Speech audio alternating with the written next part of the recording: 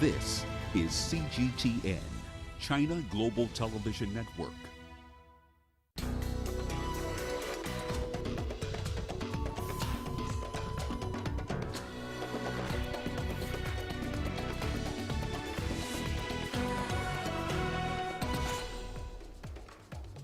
Hello and a very warm welcome to you wherever you're joining us. This is Africa Live on CGTN. I'm Mahia Mutua in Nairobi. We begin the top of the hour in Israel, where the country's parliament has elected a new president as opposition lawmakers finalize talks on forming a new government by a midnight deadline. Israel's former labor head Isaac Herzog will replace President Reuven Rivlin, who was elected in 2014. In Israel, the role of the president is mainly ceremonial, with one elected every 7 years. Meanwhile, the fate of Prime Minister Benjamin Netanyahu hangs in the balance as his rivals race to conclude coalition talks, which could end his 12 years in power. Stephanie Fried earlier filed this report. There was a lot of optimism around the various parties coming together, the fact that, yes, that even before this midnight deadline, even possibly days prior, they would come and announce that they had been able to form a government. Well, now, 10 hours prior to that deadline, we're getting leaks that are coming out of the negotiations that lasted all night long, overnight Tuesday, mind you, of problems. Some others taking each other to task over ministerial positions, over placement within ministries, also with some wordings of certain laws, et cetera, et cetera. And that would be expected, because if you look at the makeup of what this change coalition is made up of in terms of parties, it's such a vast differentiation between far left. You have an Islamist party in the mix, and on the other end of the spectrum, Naftali Bennett, who heads the Amina party, who stands to serve as prime minister if the Change Party succeeds. He's a settlement advocate. He advocates Jewish settlement on occupied Palestinian land. So very, very many ideologies coming into the mix, and many say that it's almost a miracle that they've been able to sit down together and get this far. There's a lot of disregard for the attempt of this change coalition to build itself. There's anger and there's danger. There are dangers. Security sources are saying great dangers to some of the right-wing members who, what they say, jumped ship from the Netanyahu right-wing bloc to help try and form this change party. Personal dangers to some of those people, the politicians involved. On the flip side, you have protests that have been ongoing for almost a year outside of Benjamin Netanyahu's official residence in Jerusalem. People who have been screaming, Netanyahu, go home. It's time for Netanyahu to step down. Also bringing in the fact that right now he's on trial on multiple charges. Chinese President Xi Jinping has held a phone conversation with his Azerbaijani counterpart Ilham Aliyev. She said China is willing to import more products from Azerbaijan and enhance cooperation in infrastructure and logistics under the Belt and Road Initiative. Aliyev thanked China for its support during the coronavirus pandemic and welcomed more investments from Chinese enterprises.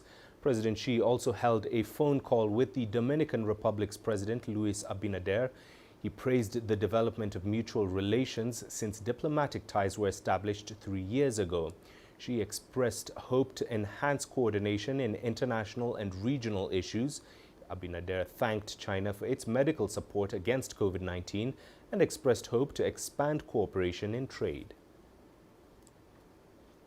Meanwhile, Chinese Foreign Minister Wang Yi will host the 4th trilateral foreign ministers dialogue with his Afghan and Pakistani counterparts.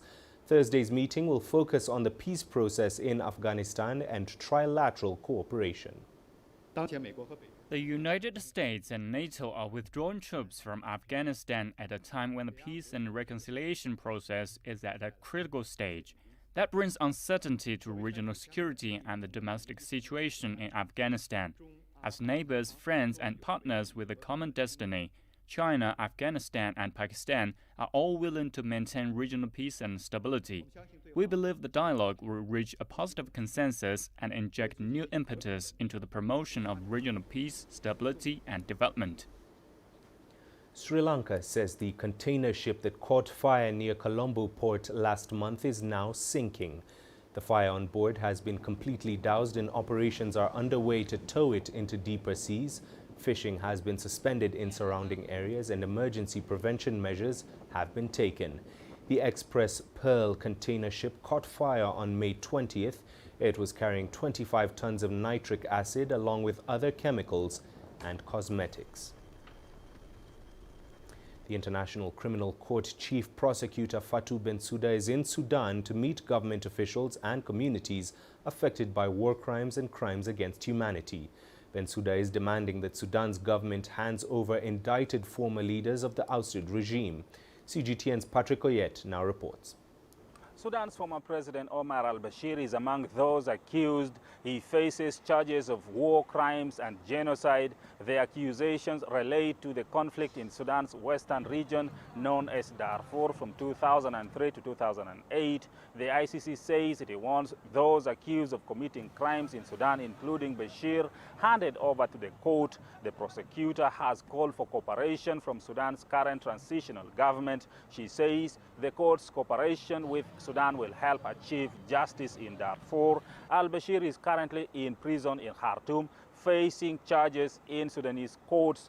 The ICC prosecutor is also urging victims of crimes to provide her team with the necessary information and evidence to complete investigations. After visiting Darfur, the team from the ICC is expected in Khartoum, where it will meet with leaders of Sudan's government before leaving the country. Patrick Oyet, CGTN, Juba, South Sudan. Nigeria is facing an unprecedented security challenge that has stretched the country's security forces. From Boko Haram jihadists in the country's northeast, banditry in its northwest, separatist militants in its southeast, and communal clashes in the central region, Nigeria's security forces are struggling to maintain peace in a country that is not at war. In today's segment of our continuing series on kidnappings in Nigeria, CGTN's Deji Badmus sheds some light on the problem. The country's security forces have not faced the kind of security challenges they are dealing with at the moment. The Nigerian military is currently carrying out military operations in nearly every region of the country, stretching its less than 200,000 troops to the limit. This is in addition to the protracted counterinsurgency war against jihadist groups like Boko Haram and ISWAP, a campaign that has been going on since 2009. Areas where the police are supposed to curtail, the police should be deployed to address such security threats. You look at banditry, kidnapping, rape, armed robbery, and what have you. These are within the core competence of the Nigerian police. There's no reason involving the military. Where we should deploy the military should be with regards to terrorism, threats to national security. But as we speak, we have deployed the military to every act of criminality in this society, and so the military is overstretched. What is the police doing? Where is the Nigerian police in all this? It's estimated that the Nigerian police has about 320,000 personnel, but a substantial part of that number are used for VIP security services, further straining the force. What needs to happen is the subnationals need to get involved. The state governments need to be empowered to get their own local policing, because if you police every level, police every local government, police every state, then it's easy for the military to come in as a response force, as people with superior firepower.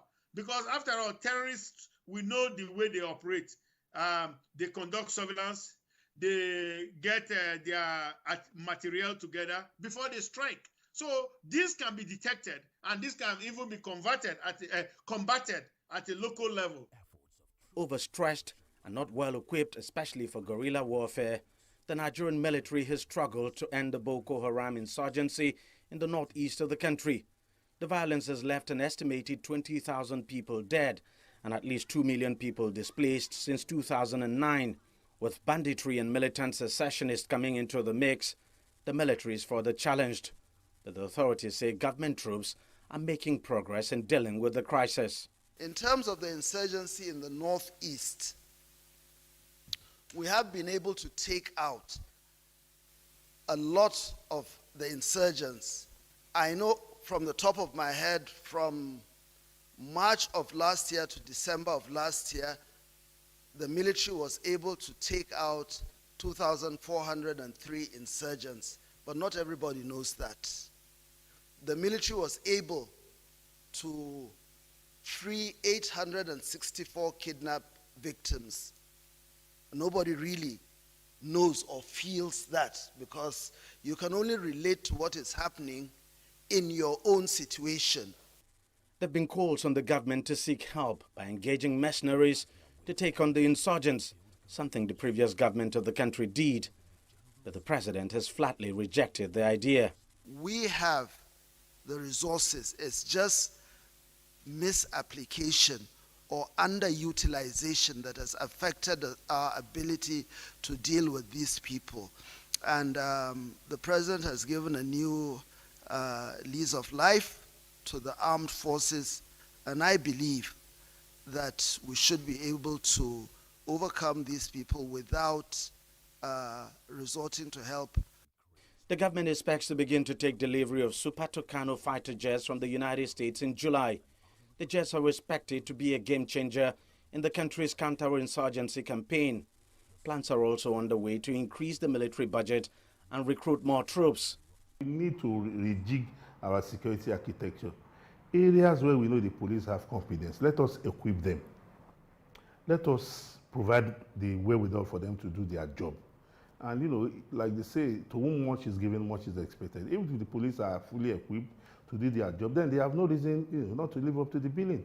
And again, the government at every point in time must engage with the citizens such that the citizenry will become partners in policing and will not see policing of the country or curtailing threats to national security as the responsibility of only the government. They must recognize that the survival of the government or the survival of the states is also their individual survival. Nigeria's new police chief has pledged to reform the force and make it a more functional one. How soon that happens could make the difference in tackling Nigeria's security challenges. Deji Badmos, CGTN, Lagos, Nigeria. Chinese Vice Premier Liu He has held talks with U.S. Treasury Secretary Janet Yellen via video call. They discussed economic ties and trade disputes, CGTN's Wang Hui reports. An official statement from Beijing says both China and the U.S. underline the importance of economic ties in their virtual meeting Wednesday. The statement says the meeting took place in an atmosphere of equality and mutual respect, as Vice Premier Liu He and the Secretary of the Treasury, Janet Yellen, discussed macroeconomy and multilateral and bilateral cooperation. The statement from the U.S. side struck a similar tone, but adds that Yellen discussed the Biden administration's plans to continue rolling out support measures aimed at boosting the economic recovery. Both sides say they are willing to maintain communication.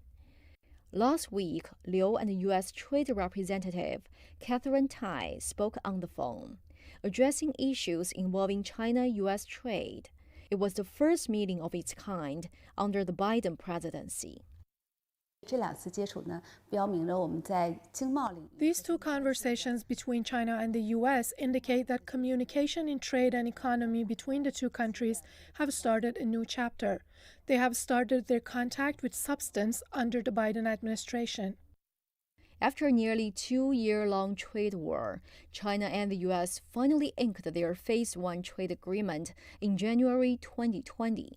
The deal stipulates that China will buy an additional $200 billion worth of goods and services from America in 2020 and 2021, on top of the amount in 2017. But the COVID-19 pandemic interrupted the implementation of the Phase 1 trade agreement and the negotiations that were expected for the Phase 2 agreement. But one expert believes China has done a relatively good job in implementing the Phase 1 agreement. According to the research done by America's Peterson Institute for International Economics, China is likely to meet 70% of this year's quota for the purchase of American goods and services. Because of the impact of the pandemic, it's really hard to reach the goal.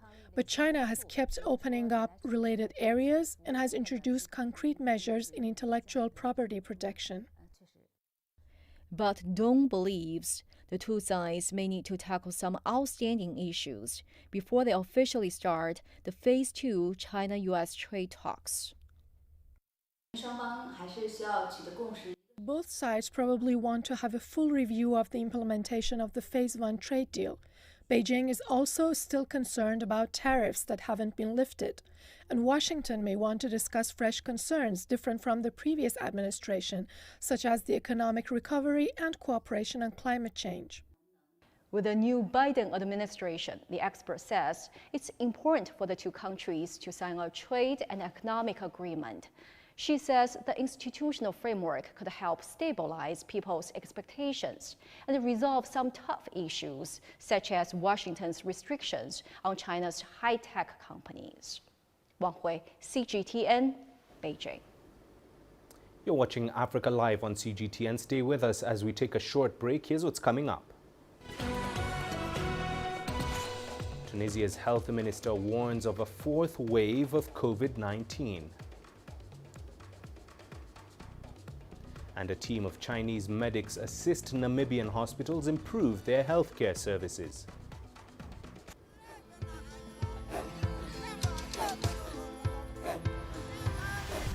Africa is a continent of diversity, with varied climates and enchanting geography, and a people so distinct, but with a shared enduring spirit. We are at the heart of the continent to bring you the untold stories. Let's have a look. We celebrate Africa as it shapes its own destiny. Tunis, Cairo, Juba, Johannesburg, Ethiopia, Tanzania. Africa Live. Find your voice.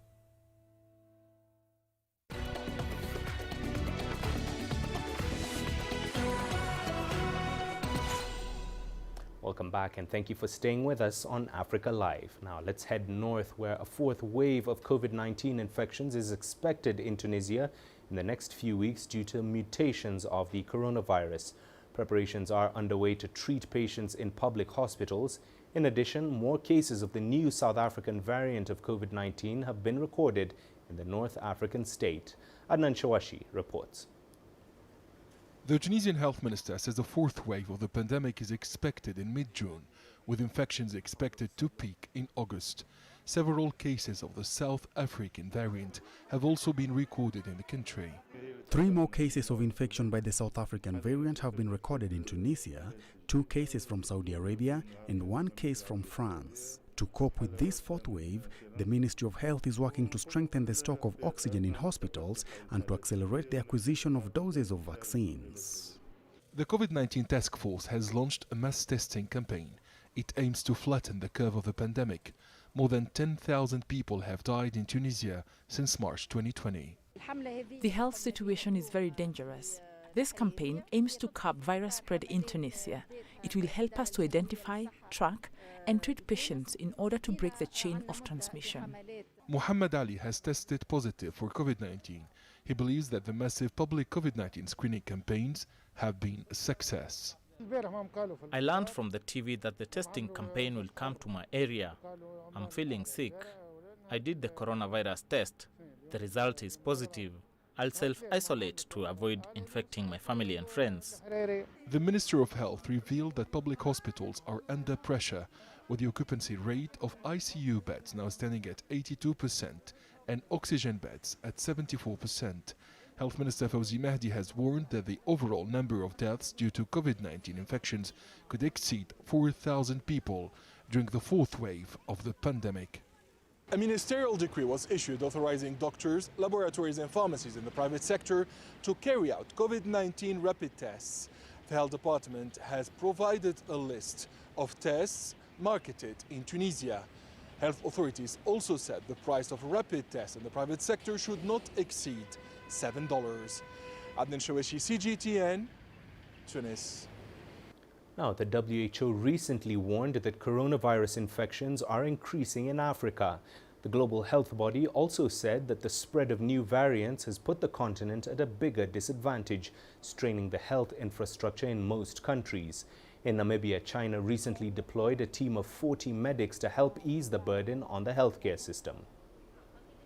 Well, the Chinese medical team have been with us for a long time before the advent of COVID, and they have been working together with us. They are working within our situations, and they have made a very good contribution to the health sector services in the country, and also with when it came to the issue of the managing the pandemic, they have been one of our strongest allies in this fight.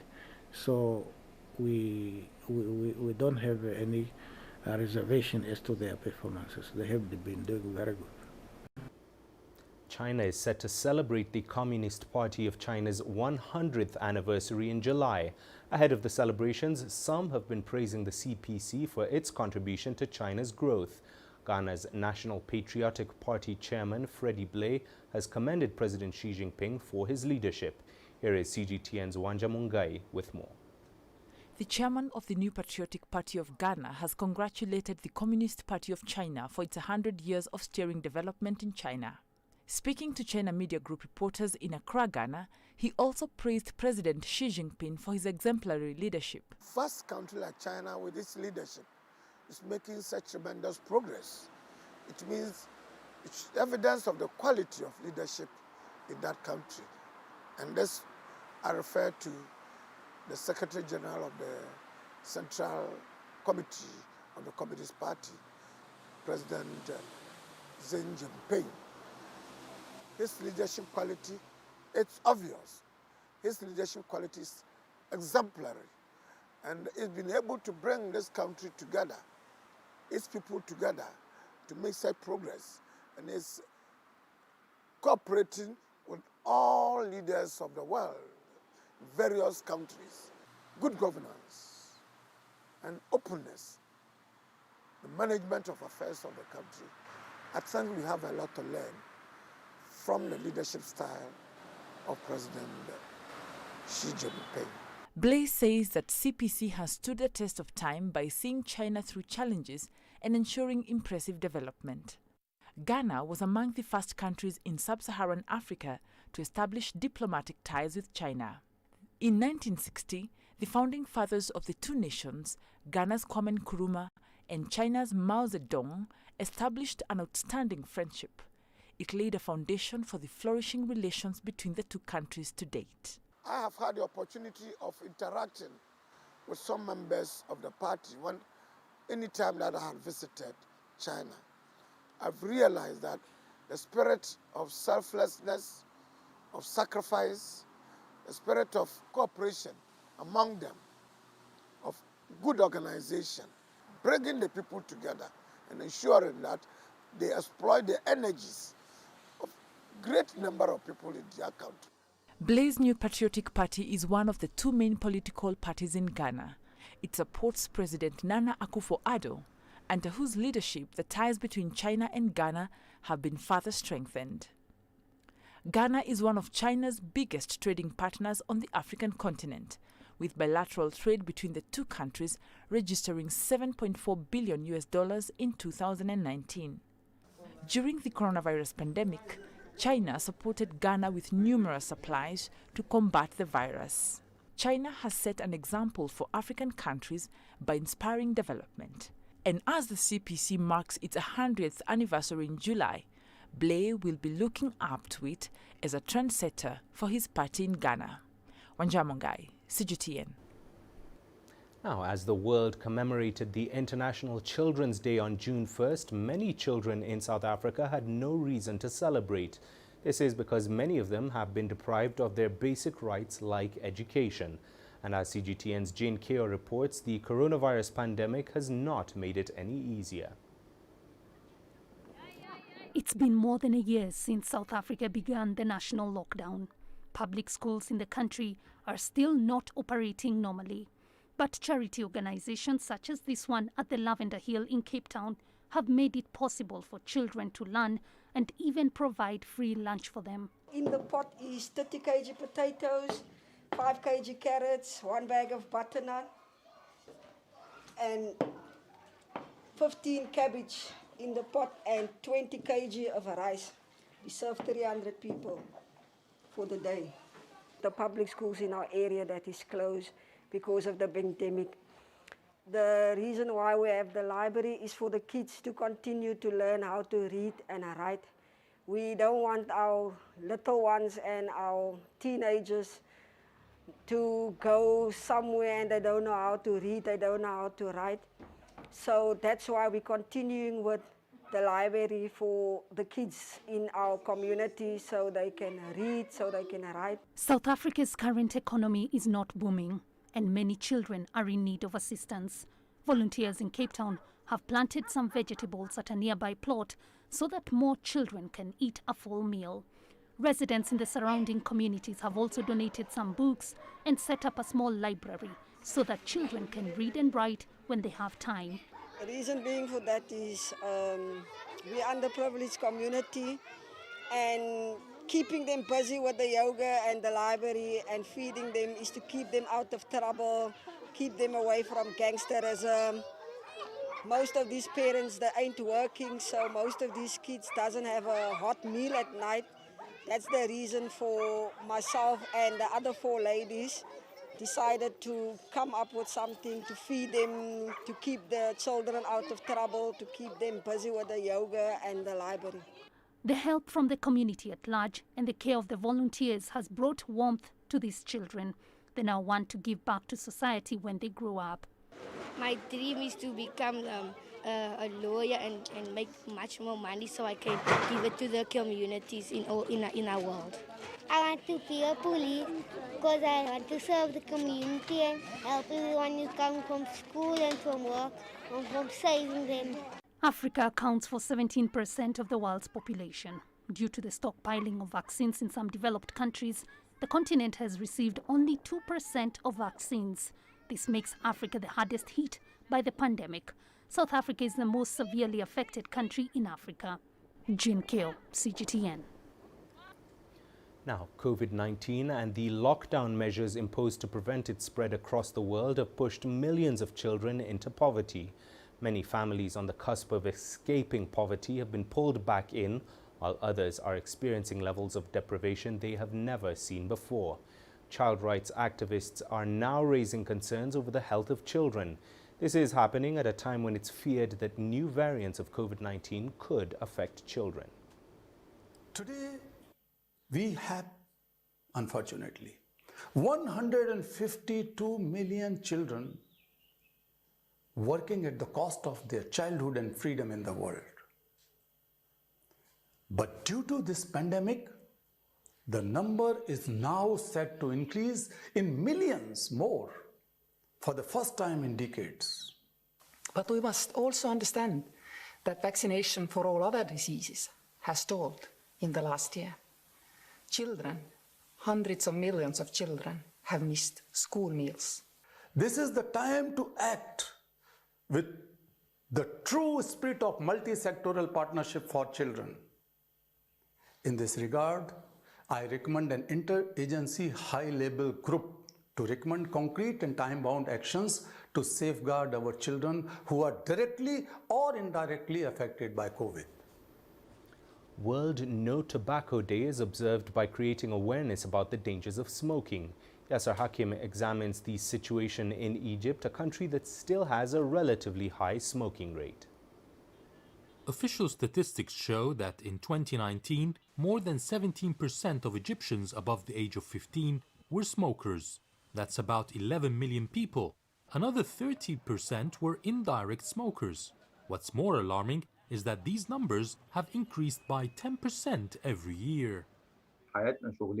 From our work, we noticed that smokers are from every age group and every social segment of the Egyptian population. This is attributed to the daily economic and social pressures on people, whether laborers or well-educated segments. Also, the lack of awareness about the dangers of smoking on the heart, lungs, digestive system or cancer. Some take it as a social image, especially with women. That is why we have seen more women smokers. The price of cigarettes has tripled over the last 4 years due to higher taxes on tobacco, yet this has not led to a drop in the number of smokers across Egypt. It depends on workload on the day, but I smoke an average packet and half per day. The price increased, but I still smoke the same amount. It is in my blood, the nicotine, so really I'm not able to quit smoking. I have to buy it and smoke regardless of the price. I only smoke less than a packet every day because I have problems in my chest. The government raised prices to force us to quit smoking, but I can't quit. I'm smoking less. The packet stays with me for a day and a half now. Shisha or hookah has also compounded the situation, with a growing number hooked to it. More females in particular. The government has been taking several measures. For instance, it has placed warning signs on cigarette packets, prevented smoking in closed facilities like airports and banks, and completely banned hookahs since the coronavirus outbreak. However, experts say more efforts are needed. I was very happy with the government's initiative called Quit Smoking. It is a free hotline service where you get consultancy from medical experts on how to quit smoking. But the state must be more involved by applying more stringent penalties on smoking in public places, banning any commercials for cigarettes, and more aggressive awareness campaigns targeting the youth in particular. Unfortunately, actors are seen smoking in movies and in TV series. They are role models, and this attitude destroys the awareness campaigns and should be stopped. At a time when the coronavirus pandemic is taking its toll, health authorities have warned that smokers have a 50% higher risk of dying from COVID-19 complications than non-smokers. It's a message they hope many Egyptians will take seriously. Yes, Hakim for CGTN, Cairo. Well, it's just about time for all the latest from the world of business. Ramanyang is back with more. Thank you very much, Mahia. Here's what's coming up in business news. The IMF is set to release $1.6 billion for Egypt's economy.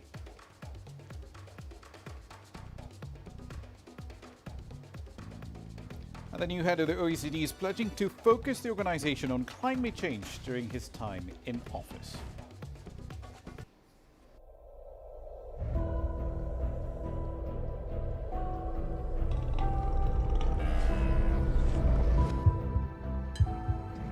Taken me completely out of my depth, but at the same time it's exciting. It's new, it's different, it's a challenge. It's really exciting.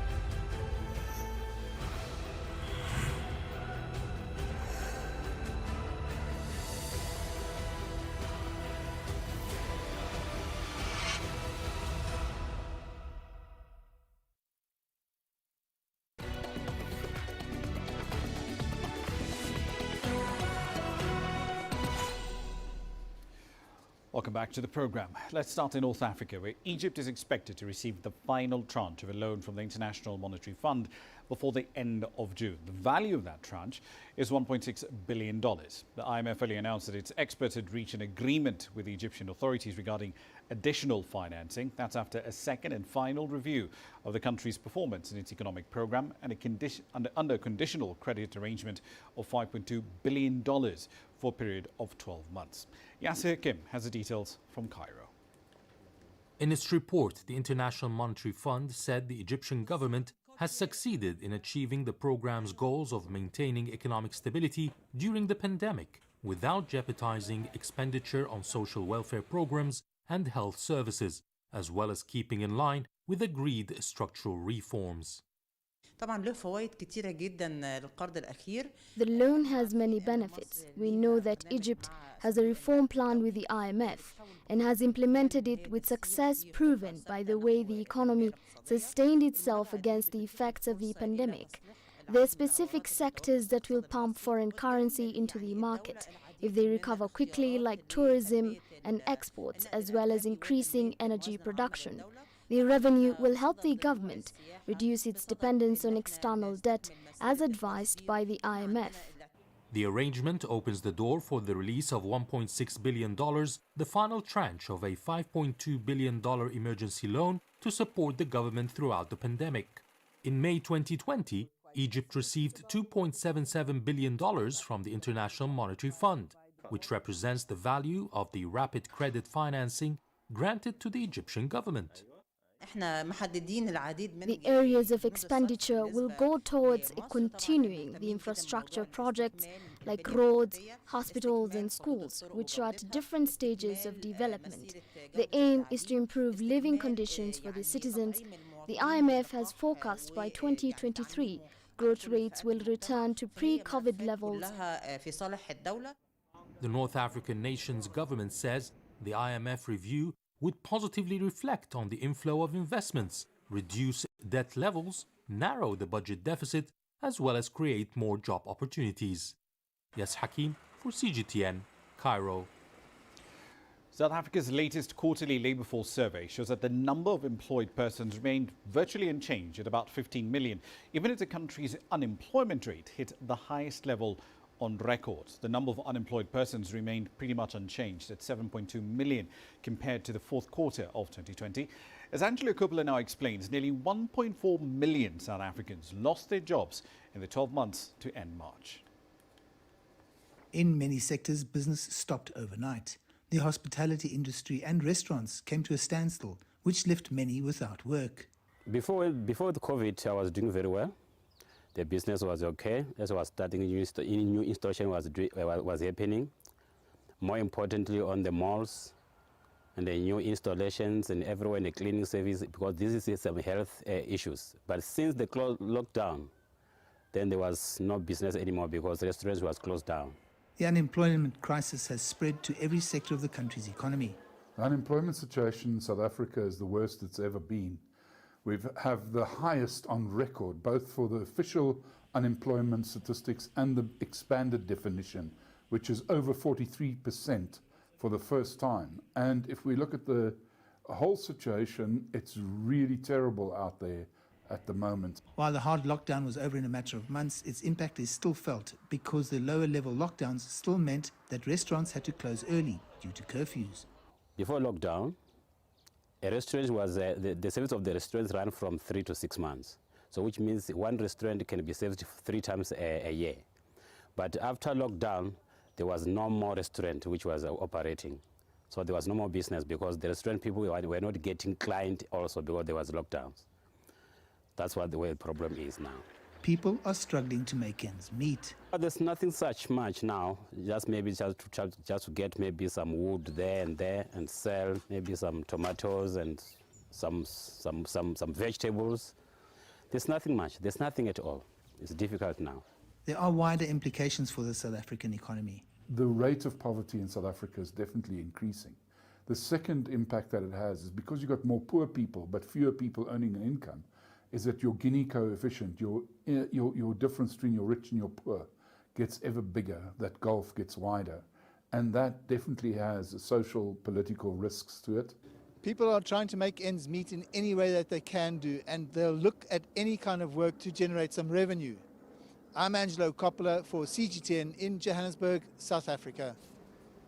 On to Tanzania. Authorities there say they are reviewing 22 laws under the Ministry of Trade and Industry with a view to improving the country's business environment. These changes are part of a broader blueprint for regulatory reforms to remove unnecessary red tape that makes it difficult to trade and invest in Tanzania. From Dar es Salaam, here's CGTN's Daniel Kijo with the details. Tanzania's Ministry of Trade and Industries has big plans for the year 2021-2022. It says it is making changes to trade and investment policies so as to boost the industrial sector.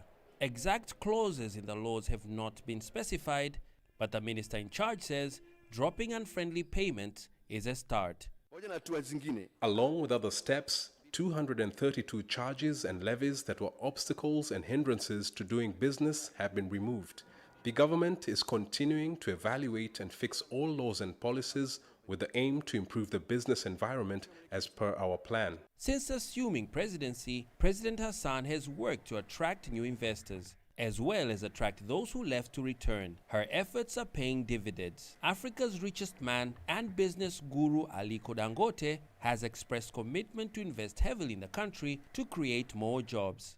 I think the business environment has changed dramatically. Things have opened up, and I can assure you that not only here with the local press, wherever that I go, I will now be the champion of Tanzania and tell people that things have changed. Everybody should come back and invest heavily here in Tanzania. The government is looking to engage China, Russia, Mauritius, Turkey, Egypt, Israel, DRC Congo, South Sudan and others to sign trade agreements in collaboration with the country's private sector. Experts say this tone is a welcome change from the former late president's stricter, controlled approach to investment management in the country. The new president is trying to let the business community breathe a bit. That means we are now hearing some very constructive statements from across the government institutions, from the parliament to the government and mostly to the ministries in charge of trade and finance and businesses. The government says it will also protect local industries as well as increase fair business competition. The government held a meeting with the private sector in 2017 so as to discuss all challenges of doing business in the country. The result? The blueprint, a document outlining tax reforms, agency integrations, and multiple policy changes geared towards a single goal, making business easier. It's hoped that now, with a new captain at the helm, the recommendations from 5 years can fully be executed. Daniel Kijo, CGTN, Dar es Salaam. On to a trio of stories from outside the continent now. Senior Chinese and US officials say their countries' economic relations are still quite important. China's Vice Premier and Chief Trade Negotiator Liu He spoke via video link this morning with the US Treasury Secretary Janet Yellen. According to the Xinhua news agency, they discussed the macroeconomic situation between the two economies extensively. They also focused on multilateral and bilateral cooperation, and they agreed to keep communication lines open. Just last week, Liu spoke with the US Trade Representative, Catherine Tai. That was the first time that the top trade negotiators from both sides held talks since US President Joe Biden took office. The former Australian Finance Minister, Matthias Cormann, has become the head of the Organisation for Economic Cooperation and Development, or the OECD as it's more commonly known, kicking off the job with a pledge to keep the global body focused on the fight against climate change. Cormann, whose nomination in March was celebrated as a diplomatic triumph in Australia, served as Finance Minister for 7 years until late 2020 in a range of Australian governments. But his campaign for the position ran into fierce resistance from top environmental groups, all of whom criticised his record in successive climate-skeptic Australian cabinets. Cormann pointed out that the OECD's international programme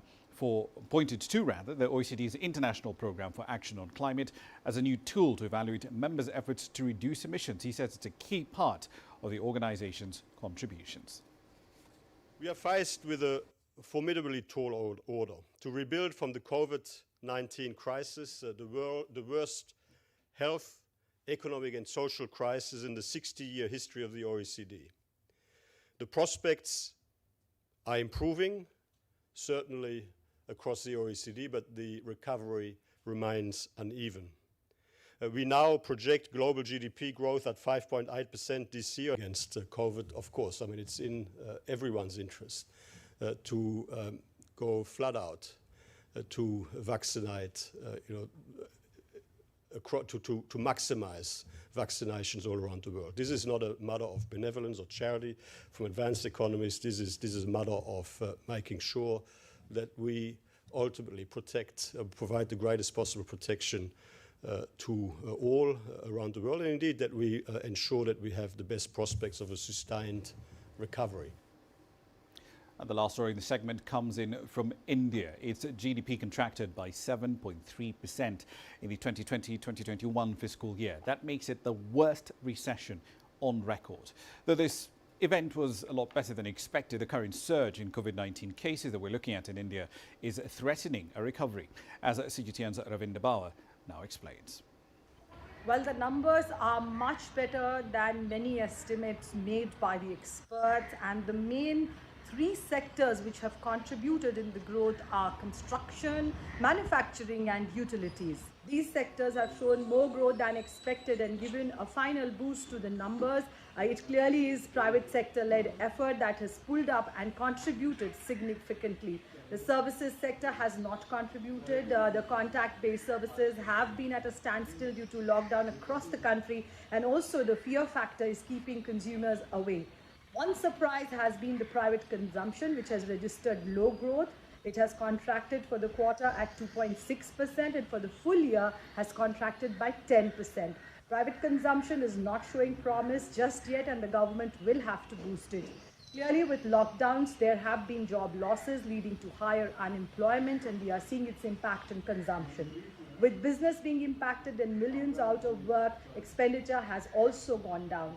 India also revised its annual GDP estimates for the fiscal year, predicting a 7.3 contraction, less than its earlier estimates of about -8%. Remember, the economy witnessed a massive contraction of 24.4% in the first quarter amid COVID-19 pandemic-led nationwide lockdown. The country exited the technical recession phase when GDP growth improved to 0.4% in October-December quarter of 2021. Well, the experts say that these numbers might not mean much after 6 months, and at the end of 21-22, India will see a higher growth. But all this will depend on a successful vaccination drive, which is slow at the moment, with only a little over 4% of the population vaccinated. Ravinder Bauer, CGTN, Ranchi. And I'll leave it there for the time being. I'll be back at the top of the hour. In global business, we'll be talking about bailouts. The IMF has announced a $1 billion three-year program for Uganda, and that's the second such program it's announced for an African country in less than a week. We'll have the details on that and plenty more at 1800 GMT. See you then. For now, back to Mahia. Rama, thank you. Well, here's what's still to come on the sport. Japan's Kurume City pulls out of hosting Kenya's pre-Olympics training camp.